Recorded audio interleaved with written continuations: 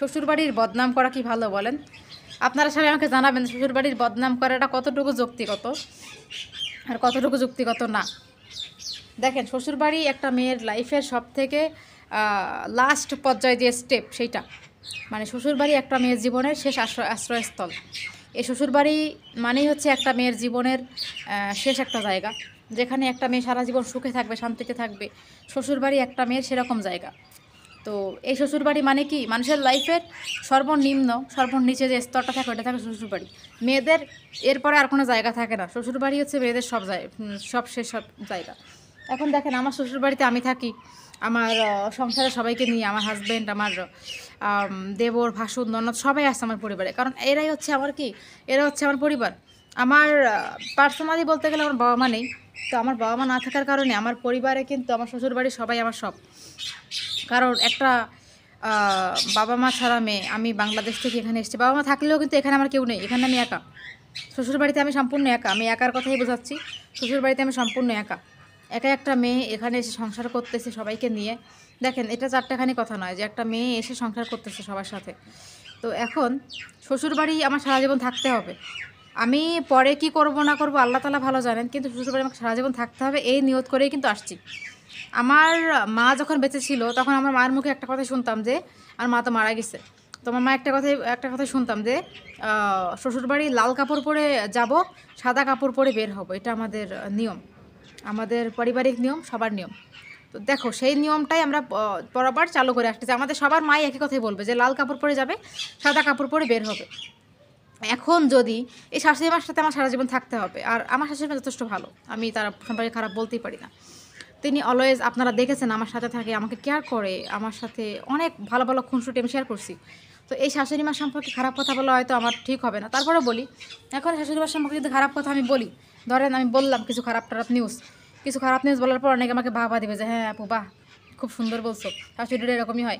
এখন এটাতে কিন্তু ইমোজিটা আমার নষ্ট হচ্ছে, অন্য কারো কিন্তু নষ্ট হচ্ছে না। আমি যে এইসব কথা বলতেছি, কয়দিন পরে কী হবে, কিছু মানুষ আমাকে কিন্তু খোঁচা দিবে যে তোমার তো শাশুড়ি ভালো না, তোমার শাশুড়ি তোমার সাথে এই করে সেই করে, তুমি তো কোনো কিছুই পাও নাই, বাপ মাও পায় না, শ্বশুরবাড়ি পাও নাই। আমি কিন্তু অনেক বদনামের শিকার হব পুরো দুনিয়াতে। আর সোশ্যাল মিডিয়াতে ভিডিও আপলোড করা মানে কি, সারা দুনিয়া আমাকে দেখবে, তাই না? দেখবে, এক মুখ থেকে পাঁচ মুখে আমার কথা যাবে। তখন এই কথাগুলো নিয়ে অনেক খারাপ ধরনের ব্যাপার সৃষ্টি হবে আমার মধ্যে, আমার পরিবারের মধ্যে। আমার পরিবার আমাকে হয়তো খারাপ চোখে দেখবে এগুলোর জন্য, যে না তুমি এই সমস্ত কথাগুলো বলে বেড়াচ্ছ মানুষের সামনে, এটা কি ভালো? আর আমার হাজব্যান্ড যথেষ্ট বাংলা বোঝে, তাকে এখন আর কোনো কিছু বলার উপায় নেই, সে সবই বুঝে যায়। তো দেখেন, আমি যথাসম্ভব চেষ্টা করব যে মানিয়ে নেওয়ার জন্য। অনেক মানুষ দেখা যায় কি সংসার টিকতেছে না বা সংসারে ঝামেলা হচ্ছে, মিটিয়ে নিতে চায় যে না আমরা ডিভোর্স করে আলাদা হয়ে যায়। একটা ডিভোর্স মানুষের লাইফের সব থেকে খারাপ একটা পার্ট, যেটা আসলে করা কখনোই ঠিক না। একটা ডিভোর্সই মানুষকে আমাদের সমাজ কখনোই ভালো চোখে দেখে না, কখনোই দেখে না, বলে ও তো খারাপ ছিল এই জন্য সংসার ছেড়ে দিছে। যতই দোষ দ্বিতীয় পক্ষের থাক, দোষটা কিন্তু ওই ছেলে মেয়েরই আসে, যে না ওর দোষ। আর বেসিক্যালি মেয়েদের দোষ বেশি আসে, বলে মেয়েটার দোষ, সংসার করতে পারে তাই। তাইলে এগুলো করা যাবে না। শ্বশুরবাড়ির বদনাম করলে ইমোজিটা খারাপ হয়ে যায়, পাবলিকের সামনেও খারাপ হয়ে যায়। দেখেন, পাবলিকলি না বলি, আমি যদি পাড়া প্রতিবেশীর সামনে এই কথাগুলো বলে পারি আমার শাশুড়ি এই করছে তা করছে, অগোচরে শাশুড়ির অগোচরে, দেবরের অগোচরে যদি কথাগুলো এগুলো বলি, তখন কী হবে বিষয়টা, ওই প্রতিবেশী একদিন তো আমার শাশুড়ির সামনে বলবে, প্রতিবেশী আমার কি আপন, একদিন হয়তো বলে দিল কথায় কথায়, তখন আমাদের ইমোজিটা খারাপ হয়ে গেল। তখন শাশুড়ি মা আমার সম্পর্কে ব্যাড ধারণা নিবে যে না আমার বৌমা এরকম বলতেছে আমার সম্পর্কে, এটা বলা যাবে না। অনেকে আছে শাশুড়ি মা ভালো হইলেও খারাপ কথা বলে যায়, শাশুড়ি এ করছে, ভালো হইলেও খারাপ বলে যে না আমার সাথে এই করছে তা করছে, মানে এটা অনেক মানুষ করে, এগুলো করা যাবে না। আমার বাড়িতে শাশুড়ি মা সবসময় বলে কি, দেখো যেটাই হোক আমাদের মধ্যে মিউচুয়ালি করে নেবে। আর আপনারা জানেন যে পাকিস্তানে ঝগড়াঝাটি হয় না, আমি আগে একটা ভিডিওতে বলছিলাম, এখানে ঝগড়াঝাটি হয় না, এখানে যার মতো সেই থাকতে পছন্দ করে, কেউ কারোর সাথে ঝগড়া বিবাদে যায় না।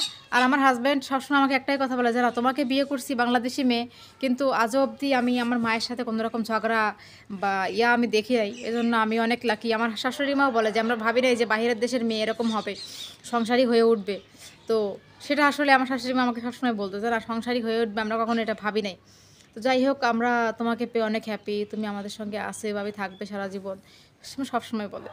তো এরকম শাশুড়ি মা পাওয়া তো ভাগ্যের ব্যাপার। আমার শাশুড়ি মা আমার খুব ভালো একজন, আমার কাছের একজন মানুষ, তাকে আমি খুব ভালোবাসি, সম্মান করি, আর তিনি আমাকে মেয়ের মতো দেখেন। আপনারা যারা দেখেননি ভিডিও তারা দেখবেন, ভালো লাগবে আমার শাশুড়ি মার সাথে আমার ভিডিওগুলো।